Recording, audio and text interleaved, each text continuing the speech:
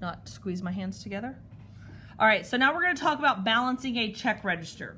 And this is really, really important of balancing your check register, because this is going to be how you know what money you have.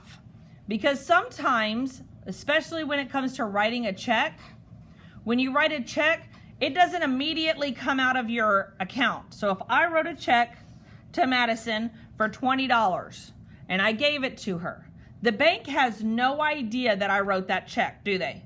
No idea. They don't know until Madison goes and gives it to the bank and says, Amber gave me this check, okay? So if she holds on to it for 3 or 4 days, that money never comes out of my account, right? But I have to be able to say, hey, I wrote that check, so I don't spend this $20 thinking, looking at my account going, oh, I've got that extra $20. But that's because Madison hasn't gone and told the bank that you gave them $20, okay? So this is how balancing your checkbook is going to help you. All right, so when we balance a check register, it helps us keep track of bank transactions. And to balance the check register, we're going to add, and I'm going to highlight this because this is important. So we're going to add deposits. And then we will subtract withdrawals.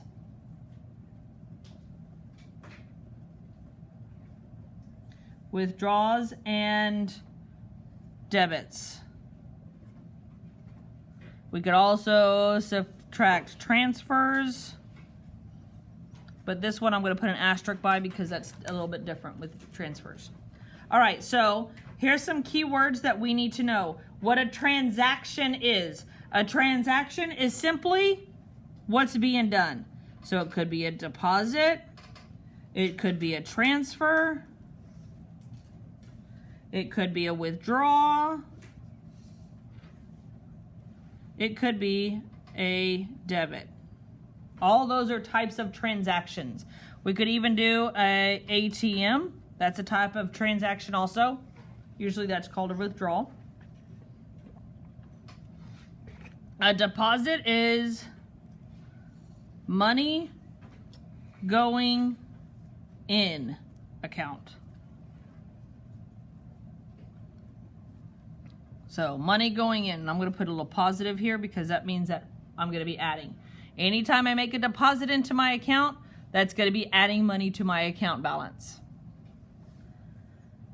Transfers is just when we move money. Money being moved from an account to another. That probably occurs more often than you think. For example, my kids, okay, using the kids as an example, when they are like, oh, Mom, I'm going to eat out with my friends, or let's say that they did some chores at home, okay, they babysat, and they said, oh, Mom, you haven't given me your $20 that you were gonna for my chores. Well, what I can do is I can say, hey, you know what, I'll just transfer the money into your account. So I will move money from my account to their account.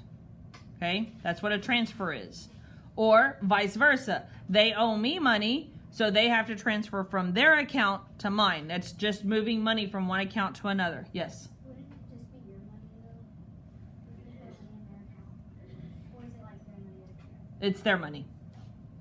And then we have withdrawals, which is the opposite of deposits, which is money going out of account.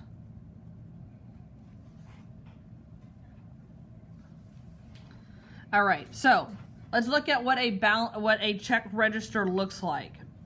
So some important things when we look at a check register.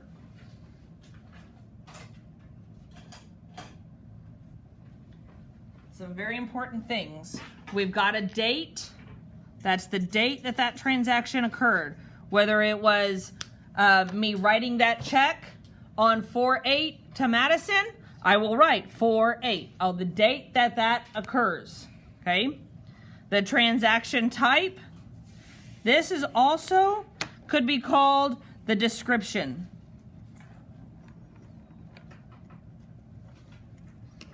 It's also the description. That is where you're going to put check numbers, if you have check numbers, whether it was an ATM, if it was an ATM transaction.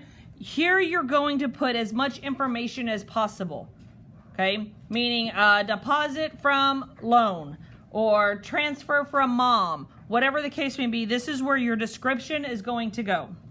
Then we have our deposits, and I always like to put a plus on top, knowing that all of this column is going to be added to my balance, and my withdraw, that's all going to be stuff that's going to be subtracting from my balance. And then my balance is my equals, what it equals. All right, so now we kind of understand a little bit what all these are, so let's talk about how to do it. So I have my opening balance of $456.25. Okay, that's my balance that I opened my account with. Then I wrote a check to the grocery store for $74.16. I now need to write my new balance. What am I going to do? Am I going to add to this balance or subtract from that balance? I'm going to subtract. 456.25 minus 74.16.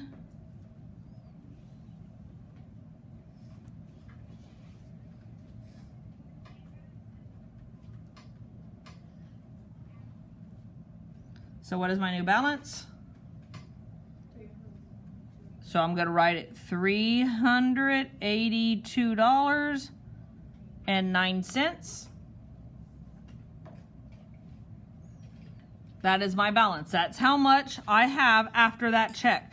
Now, does the bank know that I wrote this check? No, not yet. How does the bank know that I wrote this check? Go for it. The person that you write it to. When the ABC grocery store takes that check to the bank and says, hey, this person paid me this amount of money, right? Even though my account, if I was to look online, would say, hey, this is how much money you have. But this is where you have to say, this is how much money the bank has because they don't know I just wrote this check, right? Right? But I know that this is really how much money I'm going to actually have, right? All right, so what I want you to do is I want you to go back through all of this, and I want you to tell me what the ending balance is going to be. So that's what you're doing right now.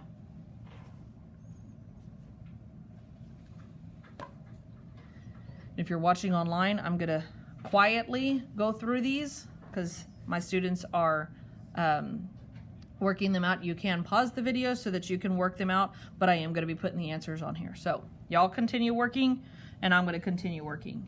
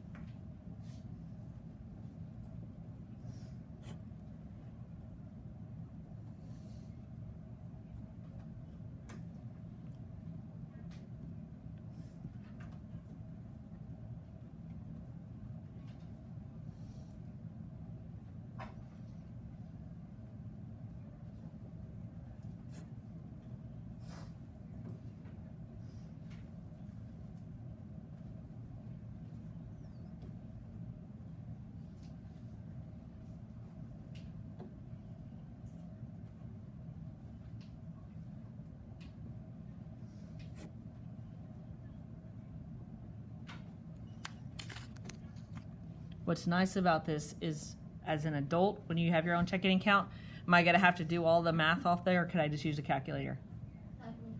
Yeah. Though, because you're in 6th grade, Miss Armstrong's mean, and you have to do it regular wise.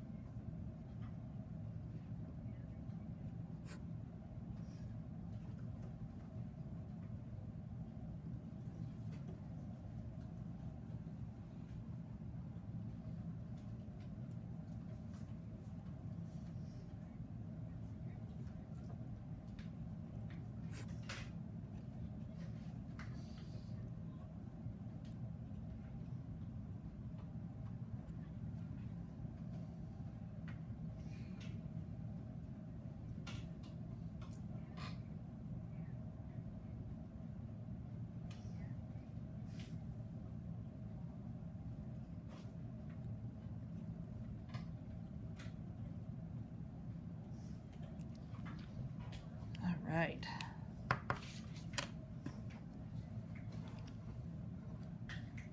I know you're still working. I'm going to go ahead and put the answers up for some of you. You can at least make sure that you're on the right track. Check your balance at what you're at now. Make sure you are on the right balance.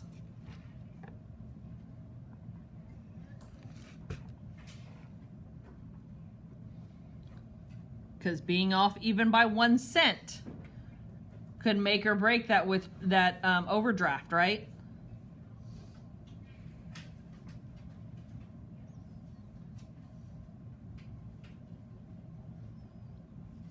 Did you get the right balance? So figure out what you did wrong and fix it. Okay.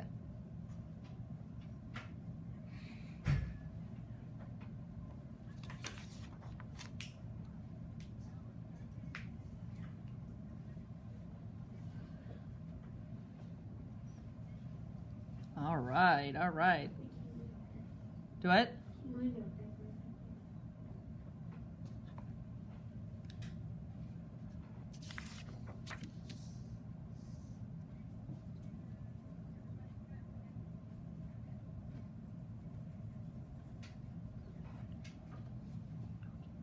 So I'm going to go ahead and we're going to flip it over and go ahead and do number 1 and number 2 on your own. You need to do this balance and this balance.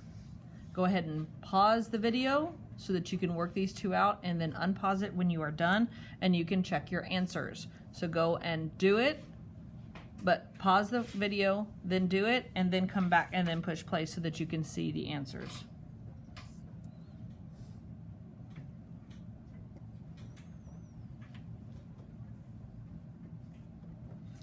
And here are the answers. So you should have already done this. So here are the answers.